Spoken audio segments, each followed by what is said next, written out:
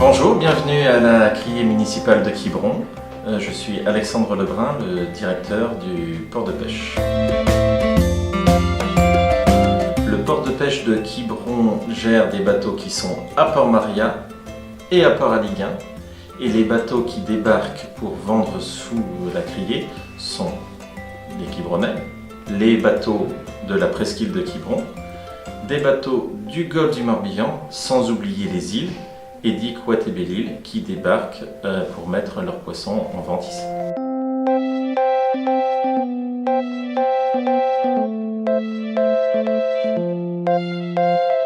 Le port de Quiberon est un port de petite pêche côtière avec différents engins utilisés par les marins, à savoir la ligne et la palangue, le filet, quelques chalutiers. Il nous reste un bolincheur et les métiers du casier pour les crustacés. Le tonnage de la criée de Quiberon est d'environ 1100 tonnes annuelles pour une centaine de bateaux différents qui débarquent dans l'année.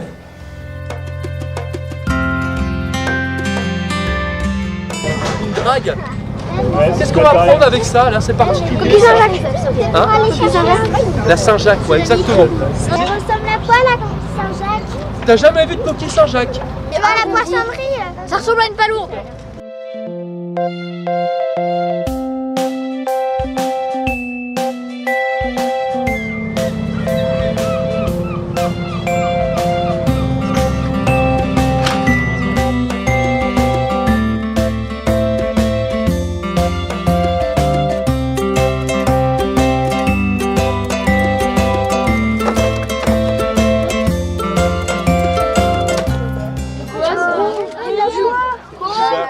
Du bar.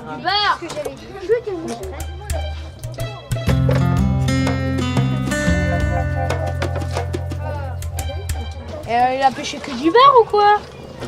Attends. Vous êtes pas rentré? Vous avez pêché tout ça depuis ce matin?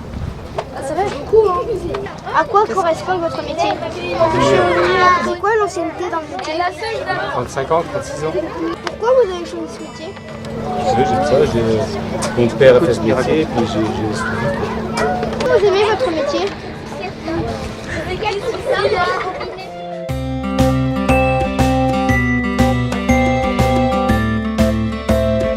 Ça a 17 ans. Jeune, pas mal. Ouais. Je suis sorti de l'école maritime à 17 ans et puis depuis, je mets des lignes de fond avec des petits poissons dessus. Donc moi c'est des lignes de 100 hameçons qui sont tenues à chaque bout. Et je mets un petit poisson sur chaque hameçon. Voilà. Plus petit, déjà j'aimais bien être sur l'eau, j'aimais bien la mer, enfin Moi les aussi poissons. j'aime. Je veux faire ce métier moi aussi. C'était vite ce qu'il faut faire comme étude. Alors il y a une école maritime à Etel, pas très loin d'ici, où j'ai été 2 ans à l'école là-bas. Et donc on apprend tout ce qui est sur la pêche, et puis on a des maths, de l'anglais, de l'histoire géo, comme vous aussi. Et tu pêches quoi du coup avec? Alors je pêche du bar, de la raie, du lieu, du merlan, des aiguillettes aussi. Les horaires, on fait beaucoup d'heures. L'hiver c'est quand même assez dur, parce qu'il y a du vent, voilà, ça bouge. Oui, il y a des risques, oui. Et vous restez combien de temps sur l'eau? C'est 10-12 heures par jour. Vous allez en quel endroit pour pêcher? Belle-Île, Watt, Dick, Etel. C'est où il y a le plus de poissons souvent? Ça on sait jamais. C'est le petit bonheur la chance. Je mets mon lançon, je le jette, et après je prends le suivant, et puis la ligne est là. Que j'avance. Tu fais les sauts qu'il y a tout. Est-ce qu'il y en a qui arrivent qu'il y a des... Ah ouais, des fois ça arrive, ouais. Et après ma ligne elle part, comme ça. Et moi j'attrape mes hameçons avec mon seau de lançon ici, et je mets mes lançons au fur et à mesure. J'ai commencé assez tard parce qu'avant d'être pêcheur, j'étais charcutier traiteur. J'ai commencé, je devais avoir 25 ans. Moi, je travaille beaucoup dans le golfe du Morbihan. À partir du moment où on est marin pêcheur, on a des licences administratives, des autorisations de pêche. Et puis on a ce qu'on appelle une PME, c'est un permis de mise en exploitation qui permet de pratiquer la pêche du poisson.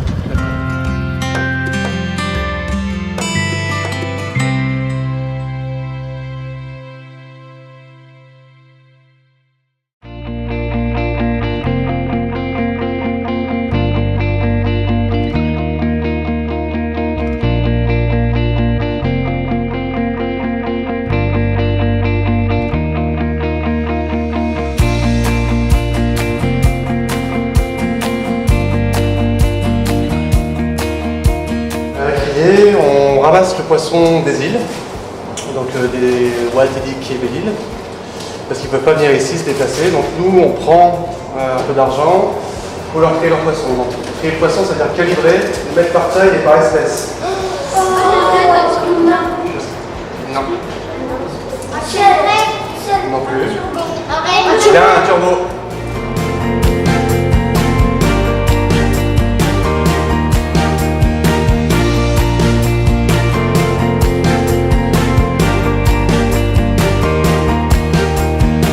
Donc je vais commencer à poser.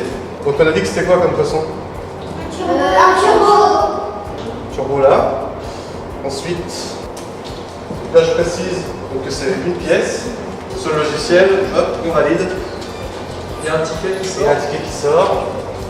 Donc on a le nom du bateau, le nom du poisson, son appellation en latin. C'est une norme européenne, on est obligé de faire ça. Donc le bateau, le poids. Ça coûte 150 €. 150 €. Donaldin, c'est un. Poisson là. Est-ce que c'est un de vos plus gros poissons pour pêcher la Ah non, les plus gros poissons, c'est des congres. Ou des maigres. Les maigres, c'est une sorte de grands bars, des poissons grands comme ça. C'est quoi votre technique pour faire des poissons pour qu'ils aillent un peu partout? Il faut que le poisson soit toujours entre 2 et 4 degrés. Un frigo, voilà. Et donc on glace de manière à. Et on met un film dessus de manière à ce que la glace ne brûle pas le poisson. Une sorte de grand réfrigérateur. C'est un grand frigo. Ah, un géant là-dedans, c'est un géant réfrigérateur.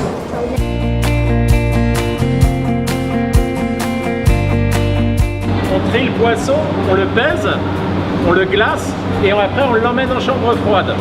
Donc ici pour qu'il soit stocké dans les meilleures conditions pour la vente du lendemain. Donc le poisson est glacé et là c'est un froid ventilé pour que les ventilos mettent le froid partout entre les caisses. Et donc c'est un très très grand frigo, comme vous pouvez le sentir. Il fait un peu frais ici. Et donc le matin à 4h30, 5h, les gars de la criée préparent le frigo en fait. C'est qu'ils rapprochent les piles de poissons du tapis roulant. D'abord des crustacés qui arrivent des milliers. Donc au centre, des grandes quantités d'espèces. Et là près du tapis, tout ce qu'on va vendre bac par bac. Donc là il y a du lieu jaune. Ça c'est un lieu jaune. Là c'est des ailes de raie. Pourquoi ils disent de mettre le concombre au milieu du frigo? Parce que c'est un moyen de ranger en fait, comme lorsqu'on range le frigo chez toi.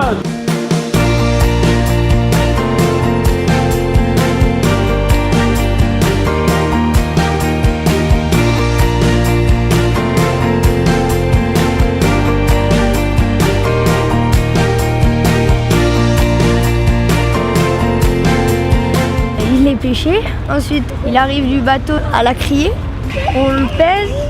Ensuite, on l'étiquette avec le nom du bateau, comment on l'a pêché, quand. Ensuite, on le met en chambre froide et le lendemain matin, on le met aux enchères descendantes.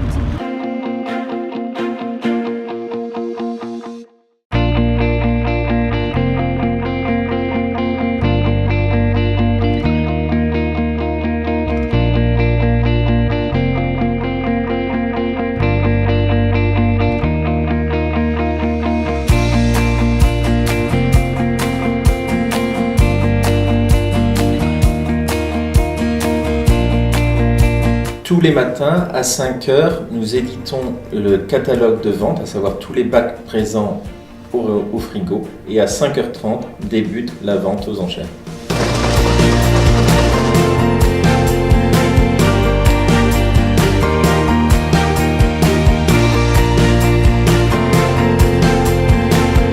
Le personnel qui est au frigo met les bacs sur le tapis, qui vont arriver donc devant les autres personnes de la criée. Donc on rajoute des commentaires pour mettre plus d'informations sur chaque lot qui vont être mis en vente. Une fois que c'est arrivé devant le crieur, à savoir David, qui met en vente aux enchères tous les bacs qui passent devant les acheteurs locaux, les commentaires permettent aux acheteurs à distance également de savoir exactement ce qu'il y a dans chaque bac.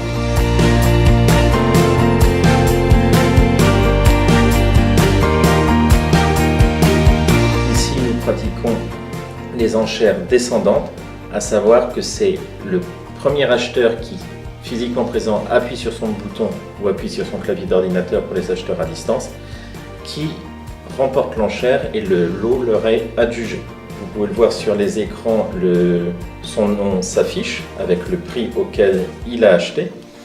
Une étiquette de vente sort qui vient compléter l'étiquette de pesée qui est dans le bac, sur lequel il y a toutes les références du lot, l'acheteur, le prix, ainsi qu'un numéro de lot unique pour garantir la traçabilité du lot, de la pesée à la vente jusqu'au consommateur final.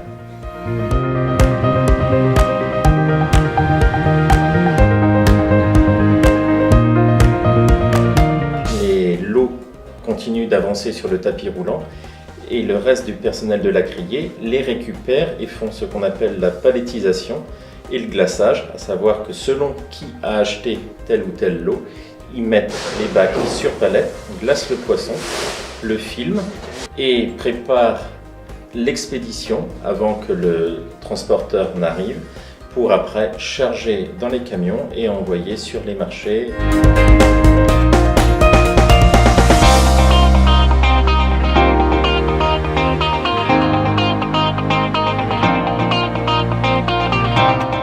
Au final, quelques heures après la vente, tous les poissons et crustacés seront présentés sur les étals des poissonniers ou présents sur les cartes des différents restaurants qui vous permettront de déguster ces produits de l'année.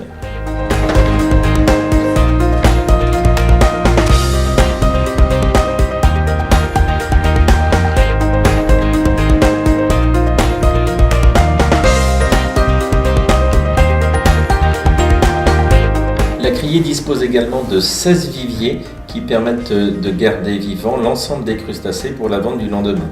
Nous avons du homard, de la langouste, des araignées, des tourteaux ou des étrillons.